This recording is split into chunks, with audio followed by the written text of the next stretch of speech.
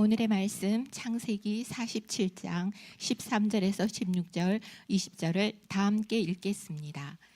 기근이 더욱 심하여 사방에 먹을 것이 없고 애굽 땅과 가나안 땅에 기근으로 황폐하니 요셉이 곡식을 팔아 애굽 땅과 가나안 땅에 있는 돈을 모두 거두어 들이고 그 돈을 바로의 궁으로 가져가니 애굽 땅과 가나안 땅에 돈이 떨어진지라.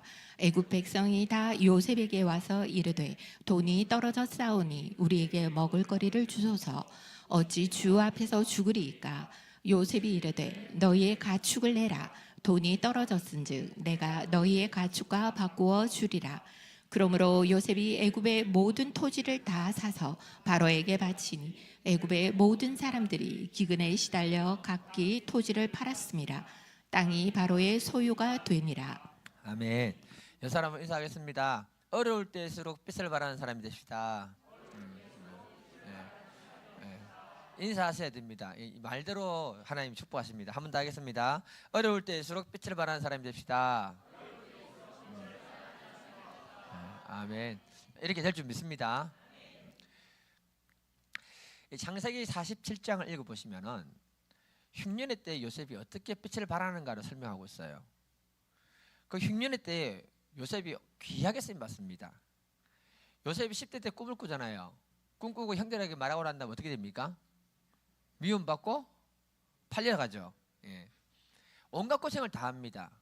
그런데 하나님이 이 요셉의 인생을 선하게 인도하십니다. 요셉이 이집트에서 총리가 되거든요. 총리가 됐는데 그 이유가 뭐냐면은 왕이 꿈을 꾸는데 그 꿈이 예사롭지가 않는 겁니다. 이 꿈을 시원하게 풀어줄 사람이 없는 거예요. 그런데 요셉이 꿈을 시원하게 풀어주니까 왕이 요셉에게 너무 감동을 받습니다.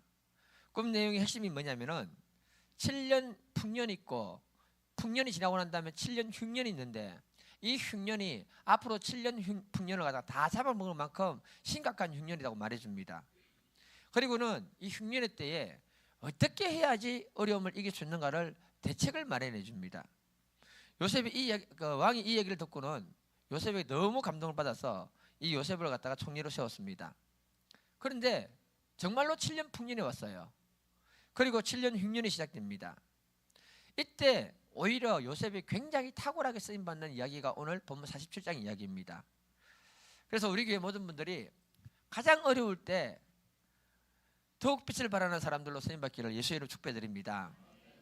성경 보시면요, 성경에 보면 흉년이나 어려움들은 단순하게 경제적인 문제로만 끝나는 것이 아니고요, 영적인 거나 어떤 여러 가지 환란을 같이 설명하고 있습니다. 그런데 이때 어려움을 잘 이긴 사람들이 보면 나중에 보면 귀하게 쓰임 받더라는 거죠. 우리나라 말에 위기란 단어 있잖아요.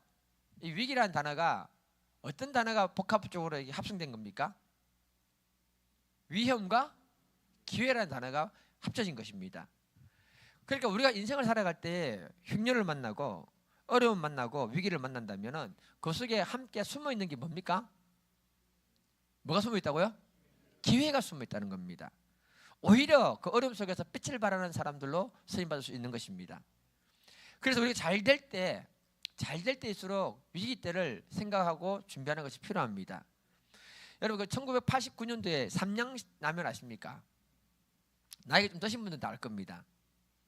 삼양라면이 원래 우리나라의 전체 한 60% 이상을 갖다가 잡고 있었습니다. 그랬는데 어느 날 갑자기 신문 기사 하나 보도가 됩니다. 삼양라면은 라면을 튀길 때 뭘로 튀긴다? 공업용 기름으로 튀긴다는 말이 나왔어요. 그 말 듣고 난 다음부터 삼양이 초기 대응을 잘못함으로 해가지고 시장 점유율 90%가 사라져 버립니다. 그때 치고 올라온 라면이 뭡니까? 농심 신라면이죠. 예. 그래가지고 지금까지 농심이 지금 그 우위권을 가지고 있습니다. 이 그 삼양은요, 위기를 만났을 때 위기로 끝나버린 거예요. 그런데 미국의 존슨앤존슨 회사는요, 위기를 잘 극복함으로 오히려 큰 회사로 돼버립니다. 그 회사가 1982년도에 시카고의 작은 마을에 어떤 정신적인 문제가 있는 사람이 타이레놀에 청산가리를 탄 거예요. 그런데 이걸 사람들이 모르고 사 먹었는데 동시에 7명이 그 자리에서 피를 토하고 죽습니다. 이 사건으로 미국을 발칵 뒤집어 놓습니다. 그랬을 때에 이 존슨앤존슨 회사가 바로 대처를 하는데 기자회견을 열고 전국에 있는 타이레놀을 다 수거한다는 거예요. 그리고는 범죄가 일어나지 않은 저 괌과 하와이 지역에 있는 데까지 타이레놀을 다 수거한다는 겁니다. 그리고 범인이 잡힐 때까지 판매하지 않겠다고 말했습니다. 이 약을 다 수거할 때, 리콜할 때 엄청난 돈이 수십억의 돈이 이렇게 소비가 됐거든요. 나중에 범인이 잡혔을 때도 이 타이레놀을 팔지를 않습니다. 뭐라고 하는가 하면은 다시는 독극물을 탈 수 없도록 포장지를 개발하겠다면서 포장지 개발에 박차를 가하고, 나중에 정말 좋은 포장지로 되어 있는 타이레놀을 내주니까 소비자로부터 큰 신뢰를 받아내고 기업의 가치가 급상승해 버렸던 것이 바로 존슨앤존슨 회사가 그래 된 것입니다. 그러니까 이 두 사례를 보면 있잖아요. 개인이든 기업이든 교회든 언제 어느 때든 위기는 있습니다. 인정하십니까? 그때 그 위기를 어떻게 해결할 것인가? 그 위기를 어떻게 돌파하는가에 따라서 그 위기가 기회가 될 수 있다는 것을 말해주고 있는 것입니다. 오늘 본문을 보면은 요셉의 이야기가 그겁니다. 요셉이 왕에게 꿈을 풀이해 줬는데 7년 풍년을 먼저 경험합니다. 그리고 난 뒤에 엄청난 위기가 왔습니다. 이때 요셉이 미리 대비함으로 해서 그 위기를 잘 극복할 뿐만 아니라 그 위기 때 빛나는 사람으로 쓰임받고 있다는 걸 말해주고 있습니다. 저는 우리 교회 분들이 이렇게 되기를 예수님으로 축복합니다. 저는 우리 교회가 이렇게 되기를 축복합니다. 첫 번째 한번 읽어보겠습니다. 시작. 풍년의 때에 위기를 준비해야 합니다. 풍년의 때에 위기를 준비해야 됩니다. 15절 16절 한번 읽어볼까요? 시작. 애굽 땅과 가나안 땅에 돈이 떨어진지라 애굽 백성이 다 요셉에게 와서 이르되 돈이 떨어져 싸우니 우리에게 먹을 거리를 주소서. 어찌 주 앞에서 죽으리이까? 요셉이 이르되 너희의 가축을 내라. 돈이 떨어졌은즉 내가 너희의 가축과 바꾸어 주리라. 이집트에 큰 흉년이 왔습니다. 14절에 보면은 요셉이 풍년의 때에 모아뒀던 곡식으로 이집트와 가나안 땅에 있는 사람들에게 돈을 다 그저 드립니다. 흉년이 계속되니까 이제는 이집트와 가나안 땅에 돈이 다 떨어지니까 사람들이 요셉을 계속 찾아와서 하는 말이 뭐냐? 먹을 것을 주세요. 그러니까 요셉이 그냥 주는 것이 아니고 이제는 짐승을 싹 끌어서 가지고 갑니다. 싹 끌어갑니다. 요셉이 왜 이렇게 어려울 때 빛을 발하게 되는가 하면은 풍년의 때에 앞으로 있을 흉년을 준비하고 있었다는 것입니다. 다시 말하면 앞을 내다보고 있었기 때문에 이 사람이 이렇게 하는 겁니다. 모든 사람들은요, 풍년을 맞이하게 되면요, 서로 풍요롭기 때문에 흥청망청 돈을 쓰고, 그때는 어떤 일을 해도 다 잘 되기 때문에 미래를 특별히 준비하지 않는 분들이 의외로 많습니다. 한국 교회가 그랬습니다. 여러분, 한국의 교회가 70년대부터 90년대까지는요 전체적으로 다 성장했거든요. 그러니까 그때는 교회를 개척만 해도 큰 능력이 필요하지 않았습니다. 교회가 다 잘 되는 때였습니다. 그런데 흉년의 때가 중요하거든요. 그 흉년의 때에 빛을 발하는 교회가 몇 개 없습니다. 사업을 하더라도요, 어렵고 힘들 때 빛을 발하면서 사업하는 분들이 있어요. 그분이 진짜 실력자입니다. 아멘이십니까? 교회를 하더라도 모든 사람이 어려워하고 힘들어할 때 일어나 빛을 발하면서 성장하는 교회가 있더라는 겁니다. 그 교회, 그 목사님이 진짜 목회를 잘하고 그 교회가 잘하는 것입니다. 쉽게 말하면요, 불안 가운데서도 기회를 만들어서 성장하는 사람이 있더라는 거예요. 지금 요셉이 그런 사람입니다. 이미 풍년의 때를 경험해보고 흉년의 때를 준비하고 있었는데, 모든 사람이 힘들어할 때에 그 때를 성장의 기회로 삼았던 사람이 누구냐? 바로 요셉이라는 거예요. 지금 그가 흉년의 때를 빛을 발하는 것은 다른 게 아니고요, 잘 될 때, 언제? 잘 될 때, 풍년의 때에 미리 준비를 했다는 겁니다. 이런 지혜를 어디서 배웠는가 생각해 보니까 보디발 집에서 총무할 때 배웠을 것 같고요, 그리고 이집트의 큰 감옥에서 총무를 맡아서 큰 일을 할 때 아마 배우지 않았을까 저는 생각이 됩니다. 그래서 우리가 알아야 되는 게 뭐냐면은, 저와 여러분의 인생의 고난과 어려움과 문제들은요, 우리를 죽이기 위해서 있는 것이 아닙니다. 아멘이십니까? 이때 오히려 하나님이 우리를 더 크게 서기 위해서 믿음의 사람으로 만들고 있고 축복의 사람으로 빚어가고 있는 시간입니다. 이때 우리가 하나님과 동행하는 그 삶을 놓치지 않으면 하나님이 형통의 복을 주시고 우리를 어려울 때 빛이 나는 사람으로 사용하실 것입니다. 요셉이 지금 그런 인물로 쓰임받고 있는 거죠. 그는 자라면서 어려움이 뭔지를 알고 고난이 뭔지를 알고 힘든 것이 뭔지 알았습니다. 그러니까 본능적으로 풍년의 때에 흉년을 대비하고 있었던 거죠. 이와 같이 저와 여러분들이 인생을 미리 잘 예비하고 준비만 한다면 우리는 가장 어려울 때 빛을 발하면서 하나님의 영광을 드러내는 사람들로 쓰임받을 것입니다. 제가 우리가 한번 생각을 한번 전환해 볼게요. 눈을 열어서 한번 봐야 되는데요. 우리나라 역사를 보면은 1970년대가 살기가 더 어려웠습니까? 80년대가 살기 더 어려웠습니까? 예, 그 전에 태어나지 않은 사람들은 잘 모르죠. 예. 1970년대보다는 80년대가 더 살기 어려웠죠. 아, 예. 잘 듣고 계시네요. 예. 70년대가 살기 더 어려웠습니다. 그러면 80년대와 90년대 비교하면 언제가 더 살기 어려웠습니까? 80년대가 더 살기 어려웠습니다. 그렇지 않습니까? 그럼 한번 보세요. 지금 우리가 살아가고 있는 지금 이 시대에 사람들이 굉장히 어렵다고 말합니다. 전쟁도 일어나고 건축해야 되는데 전쟁이 일어나가지고 힘들어요. 상황이 힘들어요. 그러면 지금이 더 어려운가요? 아니면 1990년대가 더 어려웠습니까? 어렵나요? 1990년대가 더 어려웠잖아요. IMF도 있었고. 지금 우리가 세상을 살아가면서 어렵다고 느껴지는 것이 뭐냐면은 과거에 비해서 더 잘 살고 풍요로운데도 불구하고 물론 개인차는 있습니다.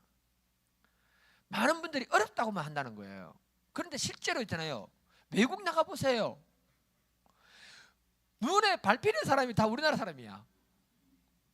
과거에 외국 여행 나가는 게 쉬웠어요, 어려웠어요? 어려웠잖아요. 지금은요, 외국에 나가기만 하면 다 부딪히는 게 한국 사람이야. 지금이 풍년의 때예요.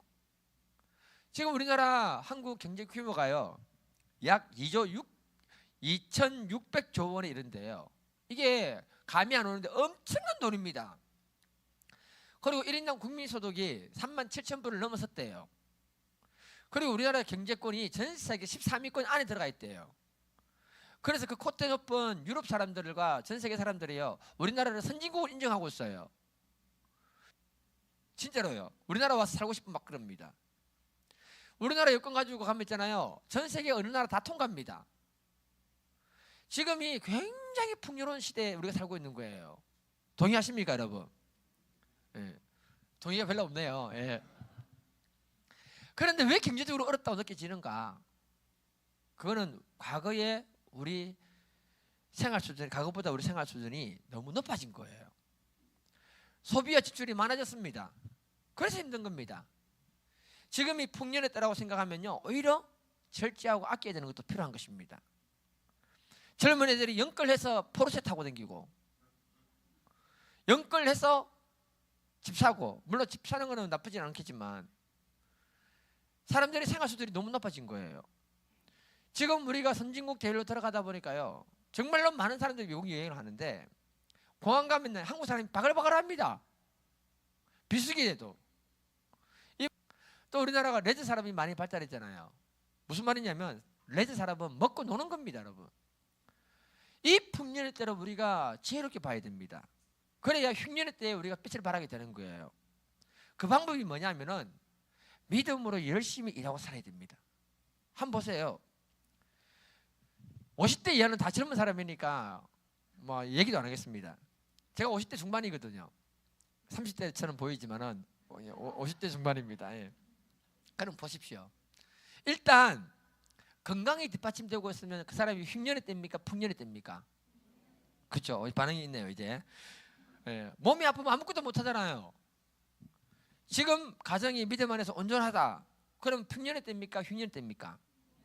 그렇죠. 오늘 이 시대에 얼마나 많은 가정이 깨지고 있습니까?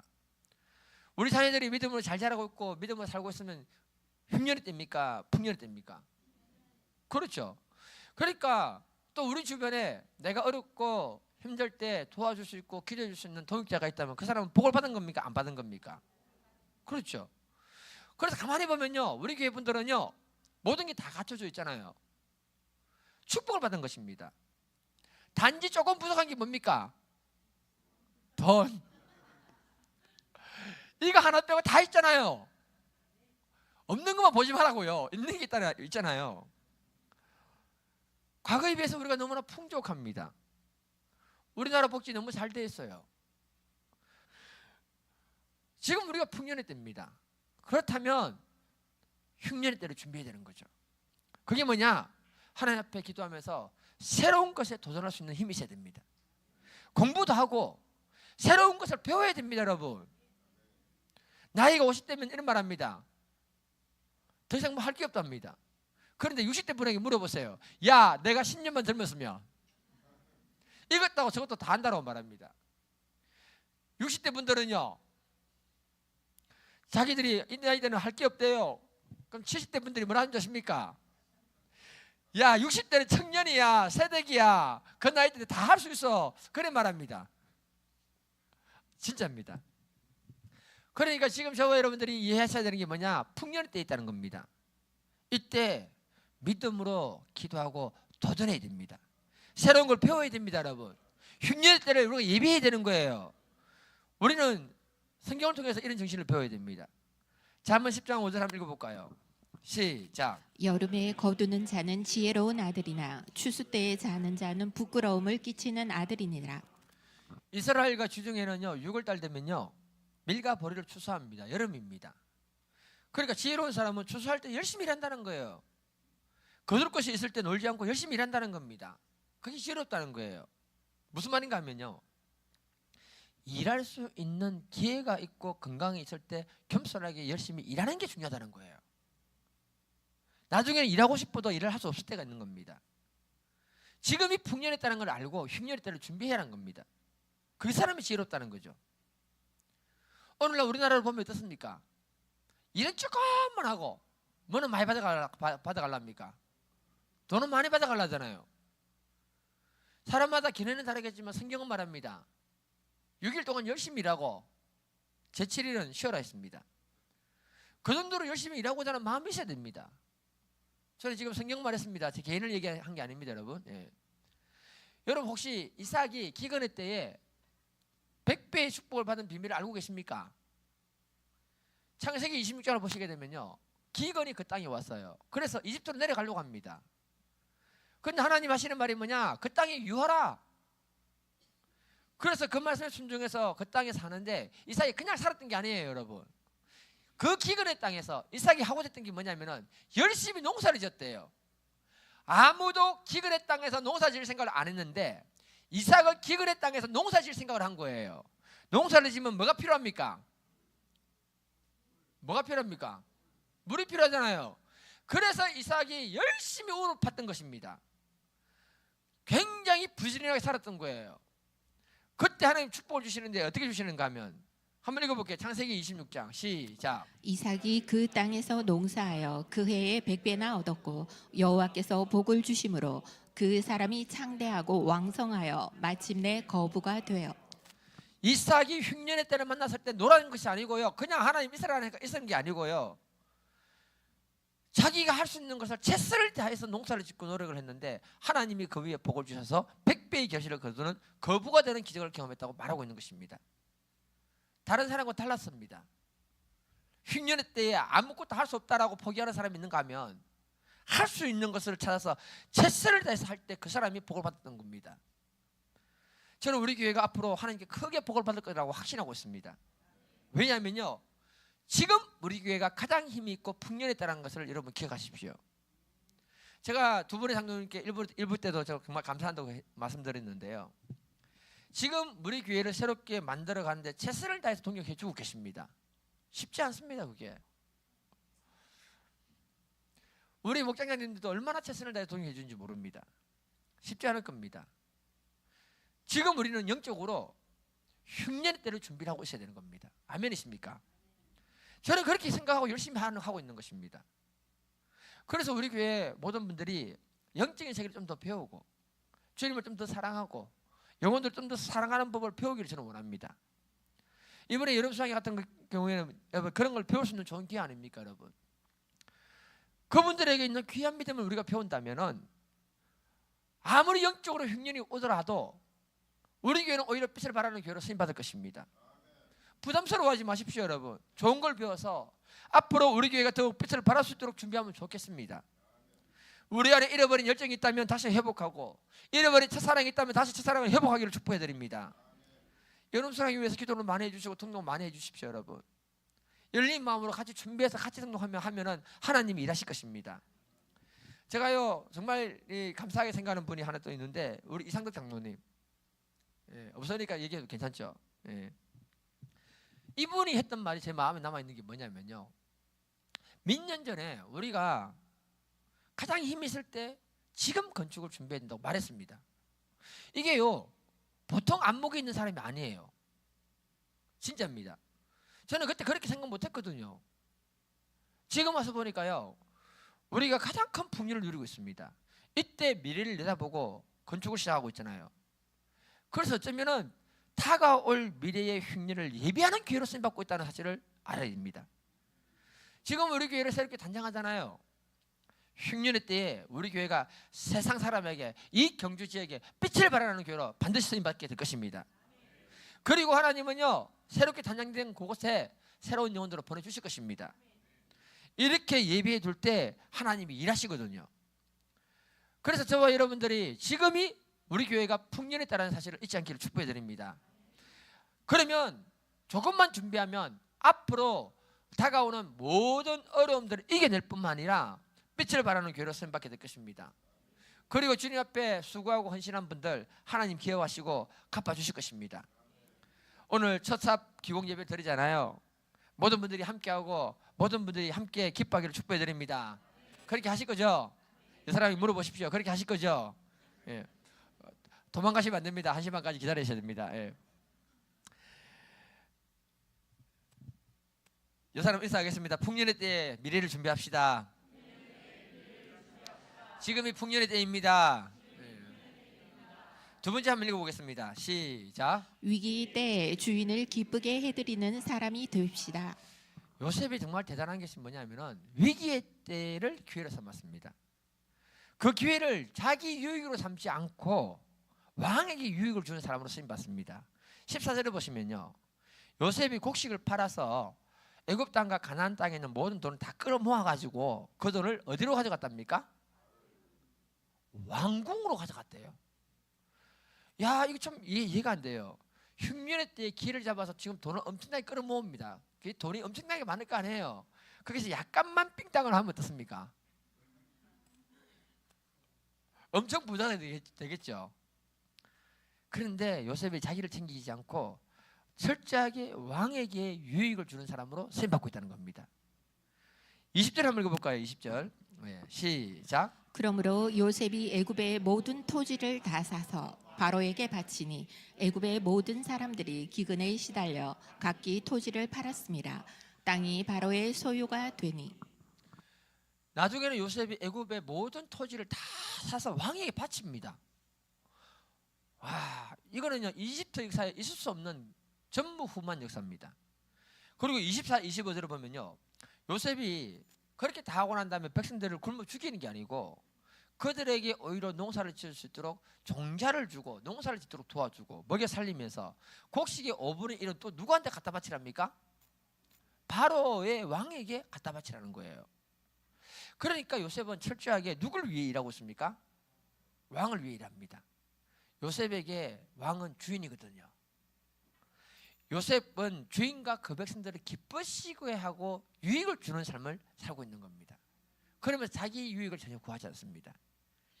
여기서 우리는 요셉을 통해 뭘 배워야 되냐면은 청지기 정신을 배워야 됩니다. 무슨 정신이요? 요셉은요 이집트의 모든 걸 다 맡아서 관리하고 있습니다. 자기 주인인 왕을 위해서 철저하게 청지기 정신을 일합니다. 이 청지기 정신이 뭐냐면은 주인의 마음을 알고 주인에게 유익을 주는 사람이거든요. 그래서 영화 배트맨 있잖아요, 여러분. 배트맨을 보면 배트맨을 도와주는 집사가 있잖아요. 우리 교회는 거룩하신 분들이라서 영화는 절대 안 보시는구나.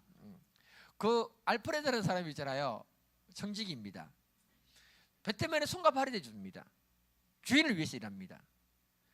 요셉이 이런 청지기 정신으로 일했다는 것입니다. 마치 왕을 섬기는데 하나님을 섬기듯이 하고 있다는 겁니다. 이게 지혜입니다.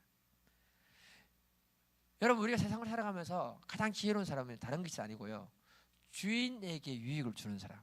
누구에게 유익을 주는 사람? 직장 가서도 일을 할 때 직장 사장에게 유익을 주는 사람이 지혜롭습니다. 그 사람이 나중에 승진합니다. 여러분, 우리에게 사업하시는 분이 많은데 사장님을 위해서 충성을 한번 해보세요. 몰래 보너스를 챙겨주지. 우리 기독교인들이 회사에서나 직장에서나 일할 때 죽게 하듯 하면요, 모든 사람이 다 좋아합니다. 고린도서 3장 23절 한번 읽어볼까요? 시작. 무슨 일을 하든지 마음을 다하여 죽게 하듯 하고 사람에게 하듯 하지 말라. 여러분, 이런 마음으로 일하는 사람을 다른 사람이 싫어할까요? 좋아할까요? 좋아합니다. 요셉이 그렇습니다. 철저하게 주인을 기쁘게 해줍니다. 왜 그러냐? 제가 말씀을 묵상할 때 요셉의 마음에 왕에게 받은 은혜를 갖고자 하는 마음이 있지 않았을까라고 생각합니다. 요셉이 감옥에서 천한 재수였지 않습니까? 그런데 왕이 요셉을 딱 보고 난 다음에 지혜가 총명이 있어요. 그런데 그를 2인자로 세웠잖아요. 보세요. 2인자 되는 거 아무나 안 됩니다. 지연, 학연, 인맥, 이게 있어야 됩니다. 그런데 그거 상관없이 왕이 요셉을 2인자로 세웠습니다. 물론 그 뒤에는 하나님의 역사하심이 있었지만은, 그럼에도 불구하고 요셉이 볼 때 왕이 자기를 세워주고 축복했다는 거예요. 아멘이십니까? 그 은혜 잊지 않는 거죠. 그리고 요셉은 이 은혜를 갚을 기회가 왔는데 지금이라는 겁니다. 그래서 이때 왕을 위해서 자기가 충성하는 사람으로 쓰임받게 됩니다. 우리가 생각할 때 이랬잖아요. 왕이 요셉이 필요하니까 요셉을 채용해서 세웠다고 생각하잖아요. 물론 그럴 수 있습니다. 회사 가면 있잖아요. 회사에서 사람 뽑을 때 이 사람 필요하니까 뽑습니다. 그런데 그 사람 아니라도 다른 사람들이 얼마나 많은지 몰라요. 채용된 사람의 마음이 중요한 겁니다. 나 외에 다른 사람들이 많이 있는데 나에게 일할 수 있는 기회를 준 그 사람을 감사하게 생각하고 그런 마음으로 일하는 것과 그렇게 일하지 않는 것은 큰 차이가 있습니다. 여러분, 아멘이십니까? 우리도 마찬가지잖아요. 세상에 수많은 사람이 있는데요, 아무나 예수님을 영접하는 게 아닙니다. 그런데 여러분 생각해 보십시오. 그 많은 사람 중에 나를 구원해 주시고 나를 하나님 종으로 삼아 주셨는데, 그런 생각하고 감사하면 있잖아요, 그 은혜를 갖고자 하는 마음으로 신앙생활하고 헌신하고 사역한다면 그 사람이 지어놓은 사람 아니겠습니까? 저는 그런 마음을 하고 있습니다. 이렇게 할 때 우리 주인 되신 하나님을 기쁘시게 드리는 거죠. 우리가 어려울 때 정말 빛을 발하는 사람이 되려면요, 주변 사람에게 유익을 주고 우리를 구원하신 하나님을 기쁘시게 드리면 하나님이 우리를 사용하실 것입니다. 고린도서 10장 33절 이렇게 말합니다. 읽겠습니다. 시작. 나와 같이 모든 일에 모든 사람을 기쁘게 하여 자기의 유익을 구하지 아니하고 많은 사람의 유익을 구하여 그들로 구원을 받게 하라. 바울이 고린도 교인들에게 말합니다. 나와 같이, 바울과 같이 모든 일에 다른 사람을 기쁘게 해주고 유익을 주는 사람으로 쓰임받으라고 말하고 있습니다. 그러면 다른 사람을 구원할 수 있는 기회가 있다는 거예요. 여러분, 우리는 다른 사람을 구원하기 위해서라도 그렇게 해야 됩니다. 디도서 3장 8절 한번 읽어봅시다. 시작. 이 말이 미쁘도다. 원하건대 너는 이 여러 것에 대하여 굳세게 말하라. 이는 하나님을 믿는 자들로 하여금 조심하여 선한 일을 힘쓰게 하려 함이라. 이것은 아름다우며 사람들에게 유익하니라. 하나님을 믿는 사람들이 선한 일을 하도록 요구하는데요, 힘쓰래요. 그런데 남을 도울 때 조심해서 잘 도우랍니다. 돈 받으면서 상처받을 수 있으니까. 이렇게 하는 것을 하나님이 기쁘시게 드리라고 막 그런 것이라고 말하고 있습니다. 저는 요셉을 보면서 참 지혜롭다라고 생각했습니다. 요셉이 흉년의 때를 맞이해서 자기의 살인 사역을 챙길 수 있는 기회가 많았습니다. 그런데 오히려 왕이 나라를 잘 다스릴 수 있도록 왕에게 유익을 주고 심지어 토지 기업까지 다 해가지고 그 땅 전체를 왕이 다 줘버렸어요. 그러면 왕이 뭐라 할까요? 요셉에게? 야, 충성스럽다, 정말 고맙다. 그러면 왕이 그렇게 말한다면 있잖아요, 그렇게 많은 걸 요셉에게 다 받아놓고는 꿀꺽 삼기고 요셉에게는 한 푼도 안 줄까요? 어떻게 할까요? 양심이 있으면 큰 상을 안 주겠습니까? 이렇게 요셉은요 왕의 청지기로 일을 했는데 그런 더 큰 축복의 사람으로 쓰임받게 됩니다. 요셉은 이후로도요 총리를 오랫동안 했던 것으로 추정이 됩니다. 그리고 오랫동안 요셉을 아는 사람은 다 요셉을 존경했대요. 그래서 우리가 어려울 때 뺏을 바라는 사람은 다른 게 아니고요, 지금 현재 내가 누리는 것이 풍년의 때라는 것을 먼저 생각이 됩니다. 이때 나를 기쁘게 하는 사람이 아니고 하나님을 기쁘시게 하는 사람을 해드리는 것이 중요하고요, 또 다른 사람에게 유익을 주는 것이 중요하다는 겁니다. 제가 이 말씀 쓰면서 하나님을 기쁘시게 해드리는 게 뭘까 막 생각해 보니까 여러 가지 많이 있는데 그 중에 하나가 이겁니다. 같이 한번 읽어보겠습니다. 요한 1서 4장 7, 8절입니다. 시작. 사랑하는 자들아 우리가 서로 사랑하자. 사랑은 하나님께 속한 것이니 사랑하는 자마다 하나님으로부터 나서 하나님을 알고 사랑하지 아니하는 자는 하나님을 알지 못하나니 이는 하나님은 사랑이심이라. 하나님은 우리가 서로 사랑하기를 원한대요. 왜냐하면 사랑은 하나님께 속했다는 겁니다. 서로 사랑할 때 하나님을 사랑하는 것이라고 말하고 있습니다. 우리가 서로 사랑하는 게 쉬워요, 어려워요? 부부간에도 서로 사랑하기 너무 힘듭니다. 그렇다고 어느 사람하고 내가 사랑 안 한다는 말이 아니고 서로 사랑합니다. 예. 우리가 다른 사람에게 유익을 주고자 하고 사랑하려면요 내가 손해를 봐야 됩니다. 그때 하나님이 기뻐하시는 거죠. 하나님 우리 아버지잖아요. 우리는 하나님 자녀잖아요. 하나님 보실 때 자녀들이 서로 싸우면 좋아할까요? 기뻐할까요? 싫어할까요? 그 자녀들이 서로 사랑하고 위로하고 유익을 줄 때 하나님 너무 기뻐하지 않겠습니까? 이런 사랑의 공동체가 되면 그 안에 자연스럽게 영혼은 담길 것입니다. 하나님이 우리 교회 보내시는 분들은요 귀한 분들입니다. 여러분 전도해 보세요. 얼마나 어려운 거 아십니까? 우리가 서로 사랑하고 섬기라고 우리 교회 보내주신 분들을 귀하게 생각하고 축복합니다. 여러분 새가족도 모르는 분들은 다 이러면 가서 한 번씩 인사를 해주셔야 돼요. 새가족들이 얼마나 뻘쭘한 줄 아십니까? 우리가 서로 뜨겁게 사랑할 때 하나님 우리를 축복하시는 줄 믿습니다. 이 마음으로 우리가 영혼을 돕고 섬기면요 하나님이 그 영혼들을 우리 교회에 주시지 않겠습니까? 그러면 우리는 가장 어려울 때 빛을 발하는 사람들로 쓰임받게 될 줄 믿습니다. 말씀 마무리하겠습니다. 오늘 요셉을 보면요 가장 어렵고 힘들 때 오히려 빛을 발하고 수많은 사람에게서는 영향을 미칩니다. 그래서 있었던 건 뭐냐, 풍년의 때에 흉년을 준비하고 있었습니다. 그리고 자기 유익을 위해서 일하는 사람이 아니고요 철저하게 왕과 주변과 그 백성들을 위해서 섬겨드리고 기쁘게 해줬습니다. 그러자 그는 더욱 존귀한 사람이 되고 축복의 사람으로 쓰임받았습니다. 우리가 이렇게 귀하게 쓰임받기를 예수님 이름으로 축복해드립니다.